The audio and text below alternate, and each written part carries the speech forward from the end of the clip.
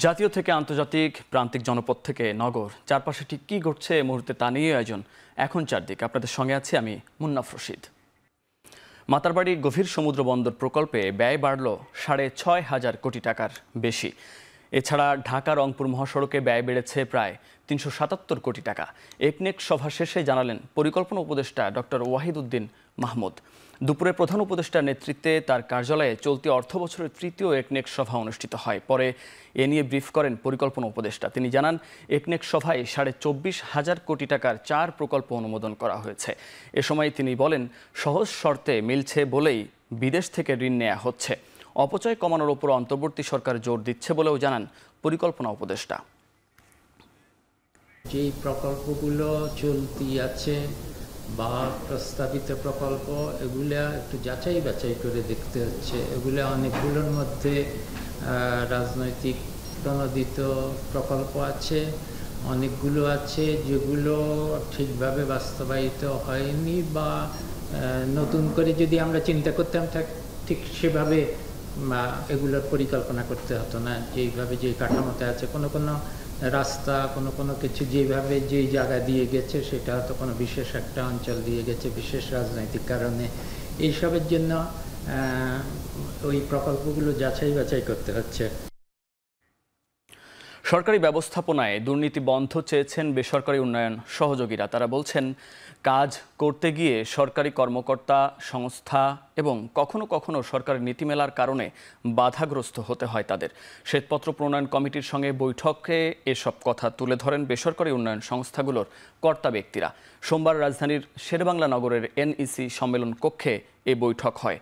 Committee প্রধান doctor Debapriya ভট্টাচার্যের সভাপতিত্বে বৈঠকে ঢাকা ও ঢাকার বাইরে থেকে ৭৮ প্রতিনিধি অংশ নেন। ডক্টর দেবপ্রিয় বলেন, যে কোনো কাজের উৎসাহ না দিলে সেই কাজ ভালো হয় না। এনজিওগুলো উন্নয়নে অনেক অবদান রাখলেও তাদের কোনো স্বীকৃতি ছিল না।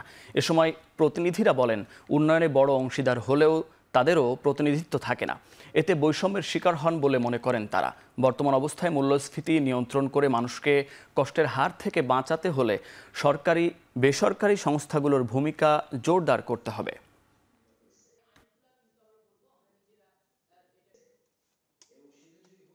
বেসরকারি উন্নয়ন প্রতিষ্ঠানগুলোর অবদানের স্বীকৃতি একটা বড় বিষয় হিসেবে প্রতিভাত হয়েছে।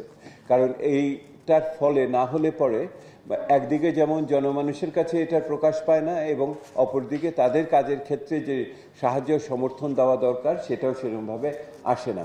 সেহেতু এই স্বীকৃতিটা উন্নয়নের ক্ষেত্রে বেসরকারি উন্নয়ন প্রতিষ্ঠানগুলোর অবদানের স্বীকৃতির বিষয়টি গুরুত্বপূর্ণভাবে বিবেচিত হওয়া দরকার।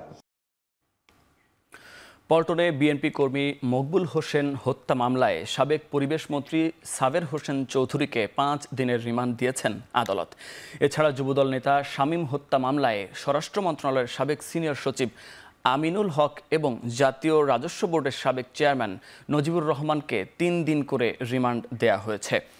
বিকেলে ঢাকার চিফ মেট্রোপলিটন ম্যাজিস্ট্রেট আদালতে হাজির করে প্রত্যেককে 10 দিন করে রিমান্ডের আবেদন করেন মামলার তদন্তকারী কর্মকর্তা। এরপর রাষ্ট্র ও আসামি পক্ষের আইনজীবীদের শুনানি শেষে এ আদেশ দেন ঢাকার অতিরিক্ত মেট্রোপলিটন ম্যাজিস্ট্রেট মাহবুবুল হকের আদালত। এছাড়া চকবাজার থানার রাকিব হাওলাদার হত্যা মামলায় সাবেক সংসদ সদস্য হাজী সেলিম সহ 3 জনকে নতুন করে গ্রেফতার দেখানো হয়েছে।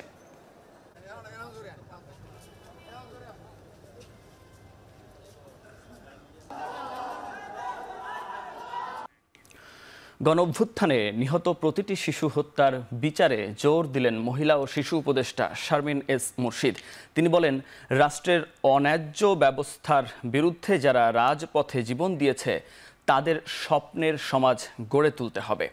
ওসমানী স্মৃতি মিলনায়তনে বিশ্ব শিশু দিবস উপলক্ষে আয়োজিত অনুষ্ঠানে মহিলা ও শিশু উপদেষ্টা বলেন, অন্ধকার থেকে দেশকে মুক্ত করে নতুন ভোর এনেছে তরুণ প্রজন্ম।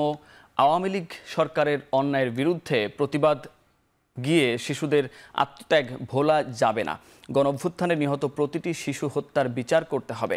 গত 15 বছরে গণতন্ত্রের শেষ পেরেক পুঁতেছিল স্বৈরাচার আওয়ামী লীগ। এবার সুন্দর গণতন্ত্রের যাত্রাটা শুরু করতে হবে। এ সময় গণঅভ্যুত্থানে শহীদ 105 জন শিশুর পরিবারকে 50,000 টাকা ও শহীদ সম্মাননা প্রদান করা হয়।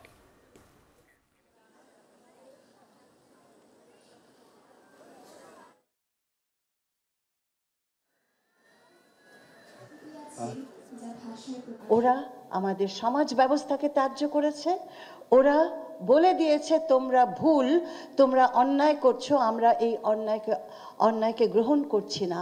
তারা মাঠে নেমে গেল, তারা জীবন দিল। আমরা সবাইকে ভালোবেসে এবার দেশটাকে গড়ে তুলি। এবার সত্যি গণতন্ত্রের স্বপ্ন শুধু না, আমাদের হাতে, তোমাদের হাত দিয়ে গড়ে উঠুক গণতন্ত্রের সেই সুন্দর জায়গাটা।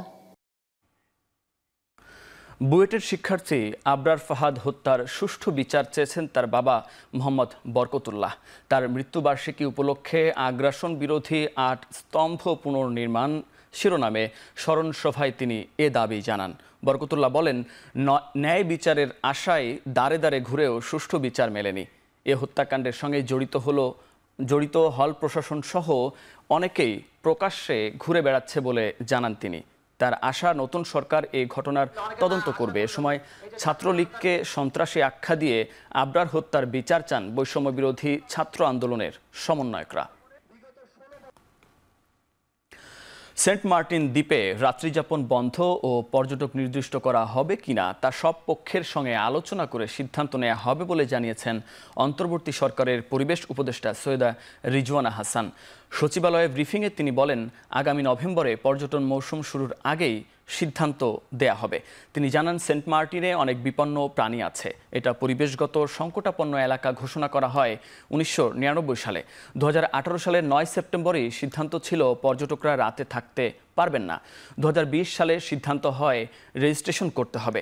সে সময় প্রতিদিন 1250 পর্যটক নির্দিষ্ট করা হয়েছিল। পরে 2023 সালে প্রতিদিন 882 পর্যটক নির্দিষ্ট করার সিদ্ধান্ত হয়।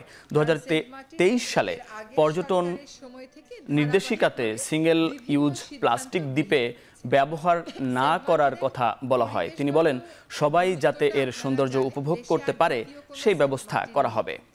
এই যে প্রবালের যে দ্বীপটার পর্যটনটা কিভাবে করে একটা কাঠামোর মধ্যে নিয়ে আসলে সেন্ট মার্টিনের পরিবেশ ব্যবস্থা আর নষ্ট হবে না, যা আছে সেখান থেকে আমরা আস্তে আস্তে উত্তরণ করতে পারবো, সেটাই হচ্ছে, এই দুটো বিষয়ই হচ্ছে আজকে আমরা যখন স্টেক হোল্ডারদের সাথে কথা বলবো এটা নিয়ে কথা বলবো। পর্যটনের ভরা মৌসুম হয়তো শুরু হয় নভেম্বর থেকে বা ডিসেম্বর থেকে, তার আগেই সিদ্ধান্ত নিতে হবে।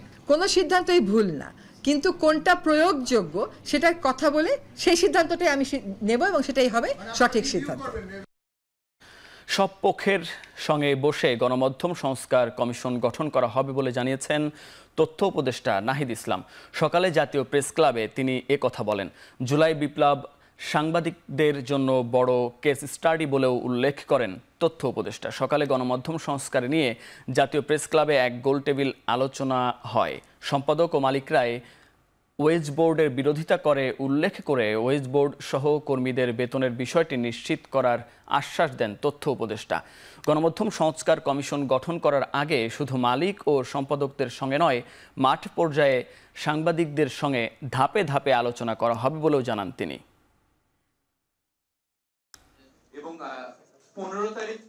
যখন এখানে ওয়েজ বোর্ডের কথা আসে, সম্পাদক মালিকরা তারা কিন্তু ওয়েজ বোর্ড নিয়ে এক ধরনের বিরোধিতা করে।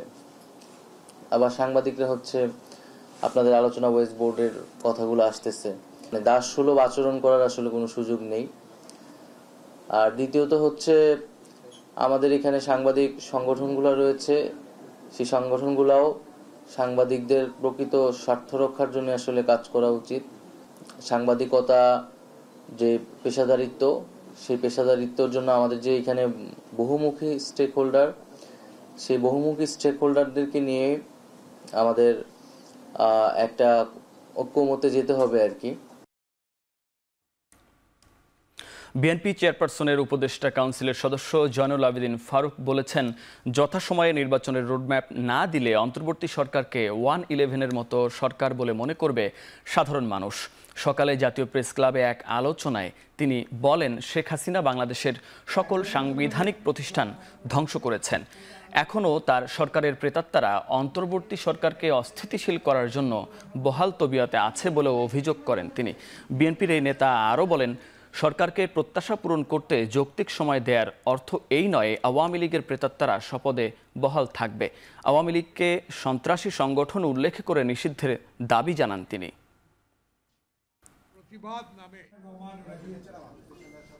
সে প্রেতাত্মারা এখনো বাংলাদেশে চলমান যে সরকার ছাত্র জনতা রক্তের বিনিময়ে অর্জিত হয়েছে, সেই সরকারকে অস্থিতিশীল করার জন্য এখনো বহাল তবিয়তে আছেন। জনগণের কথা এক, আওয়ামী লীগকে নিষিদ্ধ করতেই হবে। এই রোড ম্যাপ দিলেই জনগণ বিশ্বাস করবে এটা 111 সরকার নয়, এটা ছাত্র জনতা রক্তের বিনিময়ে অর্জিত সরকার। ভারতের কাছে দাবি আপনার কাছে আছে, দয়া করে হস্তান্তর করুন। ময়মনসিংহ ও শেরপুরে বন্যা পরিস্থিতির কিছুটা উন্নতি হয়েছে। বৃষ্টিপাত না হওয়ায় কমতে শুরু করেছে বন্যার পানি। তবে নেত্রকোনায় বাঁধ ভেঙে প্লাবিত হয়েছে নতুন নতুন এলাকা। পানির চাপে নেত্রকোনার কংস নদীর নাটের কোনা এলাকায় বাঁধ ভেঙে গেছে। এতে প্লাবিত হয়েছে জেলার নতুন এলাকা। জেলার 4 উপজেলায় পানিবন্দী অবস্থায় দিন পার করছেন 1.5 লাখের বেশি মানুষ। তবে উজানের ঢল কমায় ভাটি অঞ্চলে পানি কমতে শুরু করেছে। এদিকে ময়মনসিংহের হালুয়াঘাট ও ধোবাউড়া উপজেলায় বন্যা পরিস্থিতির উন্নতি হয়েছে। এখনও 2 উপজেলার নিম্নাঞ্চলের প্রায় 30,000 পরিবার পানিবন্দী। এরই মধ্যে ফুলপুরে বন্যার পানিতে ডুবে একজনের মৃত্যু হয়েছে। এছাড়া শেরপুরেও ঝিনাইগাতি ও নালিতাবাড়ির পানি কমলেও বেড়েছে নকলায়। পানিতে তলিয়ে আছে 1200 হেক্টর আগাম জাতের শীতকালীন সবজির ক্ষেত। ভেসে গেছে 1000-এর বেশি মাছের ঘের। লাখ লাখ টাকা ক্ষতি করে আবাদ টাবাদ গুলো প্রজেক্ট মজেট সব তলে গরু বাছুরও পানির মাঝে আঙ্গুর এই এলাকাটা পানি চুরমার করে আসছে, ঘর বাড়ি সব চুরমার করে আসছে। ভাই আমরা পানির মধ্যে ডুববে রয়েছি। এখন আঙ্গের ঘরে পানি, থাউনের ঘরে পানি, আন্নার ঘরেতে কোনো গপ্পই নাই। মাইক্রো আরএনএ আবিষ্কার ও জিন গবেষণায় চলতি বছর চিকিৎসা শাস্ত্রে নোবেল পুরস্কার পেলেন ভিক্টর অ্যামব্রোস ও গ্যারি রাফকুন। এই আবিষ্কার কোনো প্রাণীর দেহ গঠন ও কাজের বিষয়ে বিস্তারিত তথ্য জানতে ভূমিকা রাখবে। মাইক্রো আরএনএ আবিষ্কার ও জিন নিয়ন্ত্রণে ট্রান্সক্রিপশন পরবর্তী ভূমিকা বিষয়ক গবেষণার জন্য মার্কিন 2 জীববিজ্ঞানীকে পুরস্কার দেওয়া হয়। কোনো প্রাণীর দেহ গঠন ও কাজের বিষয়ে বিস্তারিত তথ্য জানতে ভূমিকা রেখেছে এই আবিষ্কার। বাংলাদেশ সময় বিকেল 3:30টায় সুইডেনের স্টকহোম থেকে চিকিৎসা বিজ্ঞান ও শরীরতত্ত্বে নোবেল বিজয়ীদের নাম ঘোষণা করে the royal Swedish academy of science. Nobel জয়ী এই বিজ্ঞানীরা পাবেন একটি নোবেল মেডেল একটি এবং সনদপত্র ও $11 মিলিয়ন। মঙ্গলবার ঘোষণা করা হবে পদার্থবিজ্ঞানের নোবেল বিজয়ীর নাম। ইসরায়েল হামাস যুদ্ধে 1 বছর পূর্তিতে বিশ্বের বিভিন্ন দেশে বিক্ষোভে নেমেছে হাজার হাজার সাধারণ মানুষ। অবিলম্বে যুদ্ধবিরতি কার্যকর ও বন্দীদের মুক্তির দাবি জানায় তারা। যুক্তরাজ্য, স্পেন সহ ইউরোপের বিভিন্ন দেশে ইসরায়েলের বিরুদ্ধে বিক্ষোভে নামে হাজারো বাসিন্দা। ইসরায়েলকে অস্ত্র সহায়তা দেয়া বন্ধের দাবি জানায় তারা।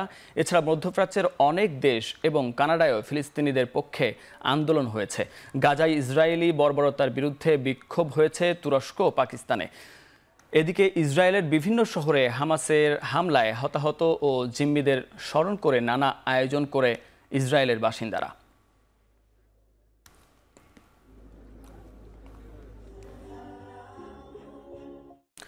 ইরানের এলিট ফোর্স কুদস বাহিনীর প্রধান ব্রিগেডিয়ার জেনারেল ইসমাইল কানির খোঁজ পাওয়া যাচ্ছে না। ইরানের 2 সিনিয়র নিরাপত্তা কর্মকর্তা এ তথ্য জানিয়েছেন। হিজবুল্লাহ প্রধান হাসান নাসরুল্লাহর মৃত্যুর পর থেকে লেবাননে অবস্থান করছিলেন তিনি। ধারণা করা হচ্ছে গেল বৃহস্পতিবার রাজধানীর বৈরুতে হিজবুল্লাহ নেতা হাশেম শফিউদ্দিনকে লক্ষ্য করে চালানো হামলায় মারা গেছেন ইসমাইল কানি। ইরান ও হিজবুল্লাহ কোনো পক্ষই কানির সঙ্গে যোগাযোগ করতে পারছে না। লেবাননের সশস্ত্র গোষ্ঠী হিজবুল্লাহ এ বিষয়ে এখনো আনুষ্ঠানিক কোনো বক্তব্য দেয়নি।